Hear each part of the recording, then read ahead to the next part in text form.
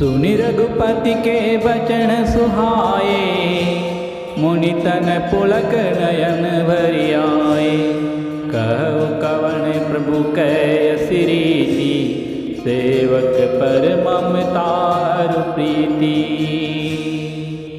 श्री रघुनाथ जी के सुंदर वचन सुनकर नारद मुनि का शरीर पुलकित हो गया और नेत्र प्रेमाश्रुओं के जल से भर आए। वे मन ही मन कहने लगे, कहो तो किस प्रभु की ऐसी रीति है जिसका सेवक पर इतना ममत्व और प्रेम हो। जे न भजहि अस प्रभु भ्रम त्यागी, ज्ञान रंक नर मंद अभागी। पुनि सादर बोले मुनि नारद, सुनहु राम विज्ञान विशारद।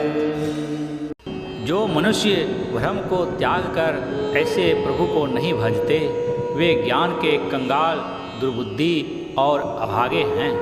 फिर नारद मुनि आदर सहित बोले, हे विज्ञान विशारद श्री राम जी सुनिए। संतन के लक्षण रघुबीरा, कहु नाथ भवभंजन भीरा। सुन मुनि संतन के गुण कहूँ, जिनते मैं उनके बस रहूँ। हे रघुबीर, हे भव भय जन्म मरण के भय का नाश करने वाले मेरे नाथ, अब कृपा कर संतों के लक्षण कहिए। श्री राम जी ने कहा, हे मुनि सुनो, मैं संतों के गुणों को कहता हूँ, जिनके कारण मैं उनके वश में रहता हूँ। सट विकार जित अनग अकामा, अचल अकिंचन सुचि सुख धामा। अमित बोध अनियमित भोगी, सत्य सार कवि कोविद जोगी।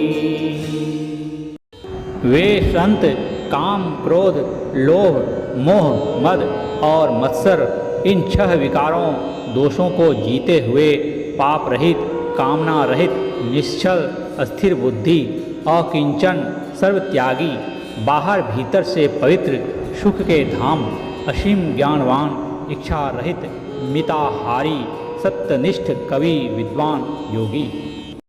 सावधान मानद मदहीना, धीर धर्म गति परम प्रवीणा। सावधान, दूसरों को मान देने वाले, अभिमान रहित, धैर्यवान, धर्म के ज्ञान और आचरण में अत्यंत निपुण।